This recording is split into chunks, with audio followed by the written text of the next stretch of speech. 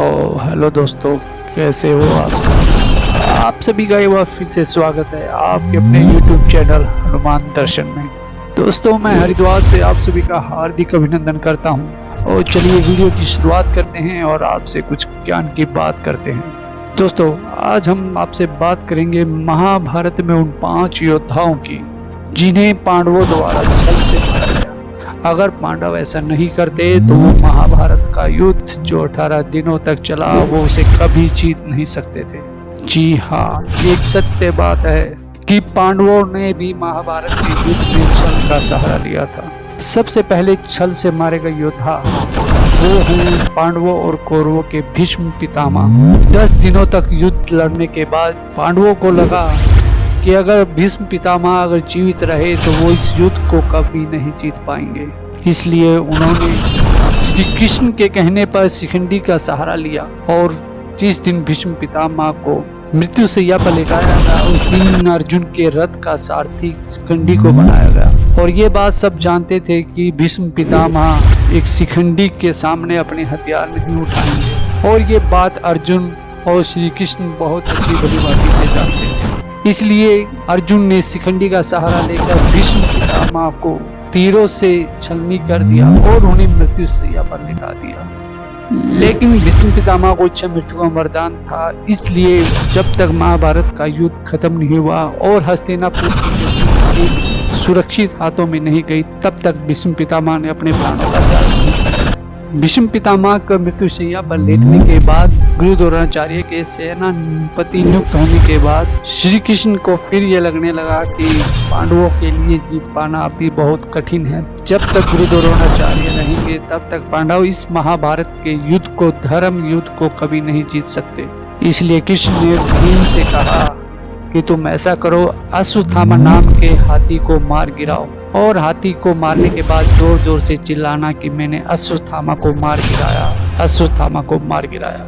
कृष्ण की ये आज्ञा पाते ही भीम ने तुरंत अश्वत्थामा नामक हाथी को मार गिराया और उसी के पास होकर जोर जोर से चिल्लाने लगा कि मैंने अश्वत्थामा को मार गिराया। ये बात सुनकर गुरु द्रोणाचार्य भ्रमित हो गए और सोचने लगी कि अश्वत्थामा मारा गया। तो श्री कृष्ण ने भी गुरु द्रोणाचार्य से कहा कि गुरु द्रोणाचार्य जी, अश्वत्थामा मारा गया। अगर आपको हमारी इस बात का विश्वास ना हो तो आप युधिष्ठिर से पूछ सकते हैं। तो गुरु द्रोणाचार्य ने युधिष्ठिर से कहा कि हे धर्मराज, तुम ही बताओ, क्या ये बात सत्य है कि अश्वत्थामा मारा गया है? युधिष्ठिर ने कहा कि हाँ गुरु द्रोणाचार्य, अश्वत्थामा मारा गया है। इससे पहले कि अगर युधिष्ठिर कहते कि एक हाथी मारा गया है जिसका नाम अश्वत्थामा है, इससे पहले ही श्री कृष्ण ने शंख ध्वनि की और बस ये सुनते ही कि अश्वत्थामा मारा गया है, गुरु द्रोणाचार्य ने अपने हथियार छोड़ दिए और शोक मुद्रा में बैठ गए। और श्री कृष्ण के कहने पर धृष्टद्युम्न ने गुरु द्रोणाचार्य की गर्दन काट दी। चक्रव्यूह रचा गया और इस चक्रव्यूह में अर्जुन का पुत्र अभिमन्यु मारा गया, और अभिमन्यु को मारने में सबसे बड़ा हाथ दुर्योधन के बहनोई जयद्रथ का हाथ था। तो उसका बदला लेने के लिए अर्जुन ने प्रतिज्ञा की कि सूर्य अस्त होने से पहले मैं जयद्रथ का वध कर दूंगा, अगर ऐसा नहीं किया तो मैं अग्नि समाधि ले लूंगा। बस फिर क्या था, पूरी कौरव सेना ने जयद्रथ को छुपा दिया।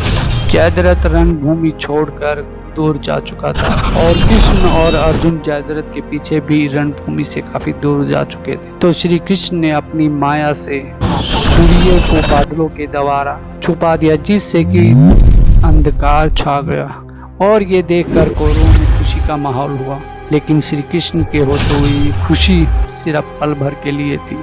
जैसे ही जयद्रथ अर्जुन के रथ के सामने आया, तुरंत भगवान श्री कृष्ण ने अपनी माया से फिर बादलों को सूर्य के आगे से हटा दिया और प्रकाश का उजाला हुआ। ऐसा देख तुरंत श्री कृष्ण ने कहा कि हे अर्जुन, अपना धनुष उठाओ और जयद्रथ को मारो, वो तुम्हारे बिल्कुल सामने है। तुरंत अर्जुन ने अपना धनुष उठाया और पशुपास्त्र चलाकर जयद्रथ का वध कर दिया। एक ऐसा योद्धा जो भीष्म पितामह और गुरु द्रोणाचार्य की मृत्यु के बाद जिसे कौरवों की सेना का सेनापति बनाया गया, वो कोई और नहीं कर्ण थे, जिन्हें सूर्य पुत्र कर्ण और दानवीर कर्ण के नाम से जाना जाता है। श्री कृष्ण जानते थे कि कर्ण एक महान योद्धा है। उसे अगर हम मार सकते हैं तो सिर्फ और सिर्फ छल से ही मार सकते हैं। अर्जुन के बस की नहीं कि वो कर्ण को मार सके। युद्ध करते करते कर्ण का रथ का पहिया एक गड्ढे में जा फंसा। आपने अस्त्र और शस्त्र छोड़कर रथ के पहियों को निकालने के लिए नीचे उतरा तो श्री कृष्ण ने अर्जुन से कहा कि हे अर्जुन, यही वो समय है जिस समय तुम अर्जुन को मार सकते हो, अन्यथा इस पृथ्वी पर कोई ऐसा योद्धा नहीं जो अर्जुन को वध कर सके। बस फिर क्या, अर्जुन ने तीर उठाया और कर्ण की गर्दन का संहार कर दिया। इस तरह से दानवीर सूर्यपुत्र कर्ण को भी छल से मारा गया था। दुर्योधन से कहा कि तुम नग्न अवस्था में मेरे सामने आओ, मैं तुम पर अपनी दृष्टि डालकर तुम्हें वज्र का कर दूंगी, जिससे तुम्हारे ऊपर किसी भी अस्त्र गदा का कोई असर नहीं होगा और तुम्हें कोई मार ना सकेगा। जैसे ही युद्ध खत्म होने के बाद 18वें दिन तो उसे युद्ध के लिए ललकारा गया और दुर्योधन से पूछा गया कि बताओ तुम किसके साथ युद्ध करोगे और किस शस्त्र से युद्ध करोगे। तो दुर्योधन ने कहा कि मैं भीम के साथ और गधा युद्ध करूंगा। तो दोनों में युद्ध होने लगा तो भगवान श्री कृष्ण ने इशारा करते हुए भीम से कहा कि उसके पट पर तुम वार करो। सिर्फ एक वही हिस्सा है उसके शरीर का जो वज्र का नहीं है। तो भीम ने उसकी थाइयों पर वार कर दुर्योधन को जख्मी कर दिया। वहां पर मार मार कर भीम ने दुर्योधन को मार दिया। इस तरह से कौरवों के 5 महान योद्धाओं को पांडवों ने छल से मारा। अगर पांडव इन योद्धाओं को छल से नहीं मारते तो वो कभी भी इस महाभारत के युद्ध को नहीं जीत सकते थे और इस बात को भगवान श्री कृष्ण भली भांति जानते थे। तो दोस्तों, ये भी महाभारत के युद्ध में कौरवों की ओर से छल से मारे गए 5 योद्धा। अगर आपको मेरी वीडियो अच्छी लगी हो तो प्लीज़ मेरे चैनल को सब्सक्राइब कर दे और वीडियो को शेयर कर दे। आपके चैनल सब्सक्राइब करने से मुझे वो मोटिवेशन मिलता है और वीडियो देखने के लिए आप सभी का तहे दिल से धन्यवाद।